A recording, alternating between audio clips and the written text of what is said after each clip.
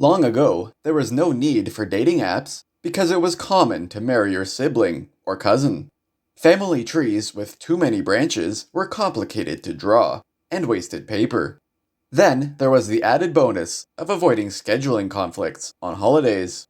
When your in laws are your parents, you don't have to pretend not to hate someone else's family, you just have to pretend not to hate your own.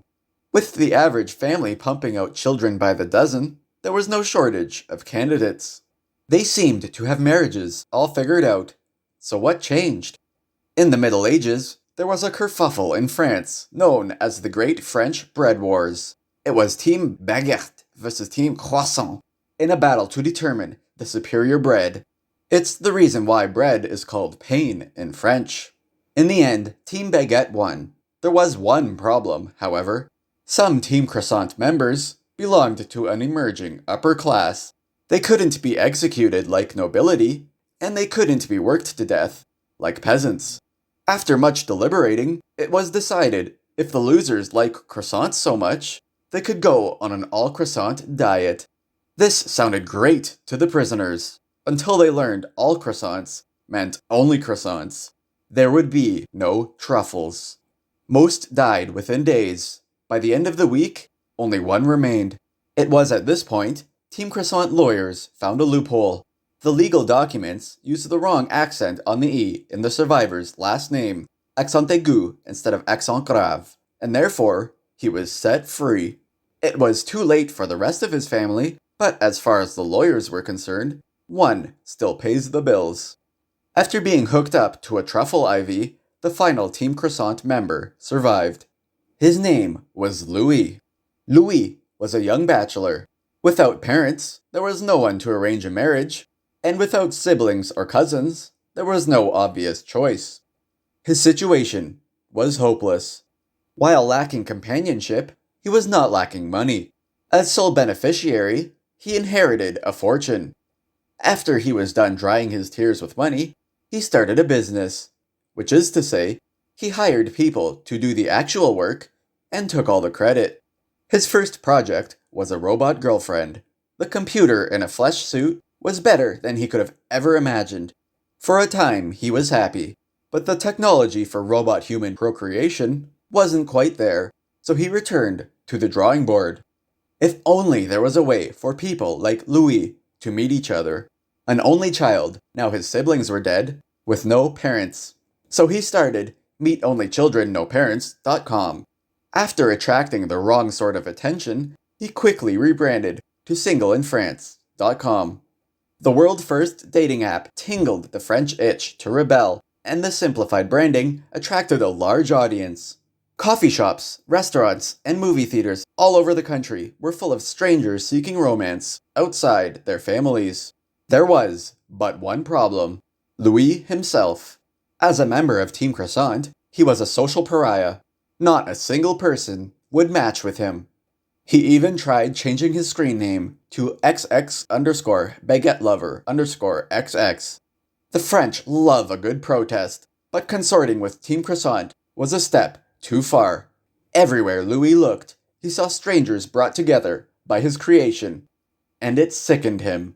If he couldn't have success, no one would. He rushed to kill the app, but stopped short. Sure, he could shut it down, but with a few tweaks, perhaps he could do even better. For Louis' plan to work, he needed a lot more data. He nearly quit. But it turns out, if you disguise data collection as cute new features, like adding About Me sections to profiles, and asking secret security questions to recover lost passwords, people happily told him everything. It was time to update the algorithm. People would still find matches. Heck, they might even think it was love at first sight. They might meet each other's parents and move in together. But somewhere, a time bomb lurked. On the surface, it was still a dating app, but behind the scenes, it maximized pure emotional damage.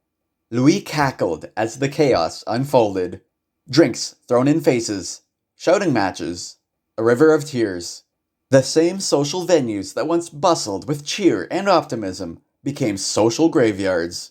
And the best part was, as soon as people finally managed to break free of their tormentors, They logged right back into the app, and the cycle repeated. A lesser person might have been satisfied, but Louis didn't stop innovating. He wanted revenge for Team Croissant. He matched new members with toxic veterans. His bot profiles catfished unsuspecting victims. He made new versions targeting niche communities, like seniors and religious folk, so they could be miserable too. To keep his victims hooked, Louis bombarded them with false hope. He advertised fake success stories. He published relationship tips and tricks. And, in very rare cases, he allowed his dating app to function like a dating app and match lucky users with their soulmate. To ensure everyone knew their success stories, the app sponsored them to appear in magazines and talk shows, turning them into celebrities. Now, you're probably thinking, how did Louis keep everything quiet? Why didn't his workers rat him out? It's simple. His programmers were German. They loved French misery as much as Louis did. As for ownership of the app, a shell corporation hid Louis' identity so no one suspected Team Croissant sabotage. The only person who could bring Louis down was Louis himself. Despite the Great French Bread War, croissants were never outlawed. Team Baguette disputed their superiority, not their tastiness, and enjoyed them regularly. As a former member of Team Croissant, however, Louis was forbidden. Possessed first by his robot girlfriend, then the app development, he could resist the temptation. His recent success, however, tickled his patriotism and his appetite. Sporting a fake mustache, Louis was caught in public with a croissant, interrogated, and promptly executed. His office was raided. The Germans were deported. Then came the slow, monotonous job of combing through the evidence. Just when the Team Baguette IT specialist, tasked with documenting the contents of the servers, was about to protest his inhumane working conditions, he stumbled upon something. The source code for the dating apps. Rather than report his findings, he stole them. Payment for not protesting. He dug into the algorithm and immediately saw the potential. Not as a misery machine, but a money printer.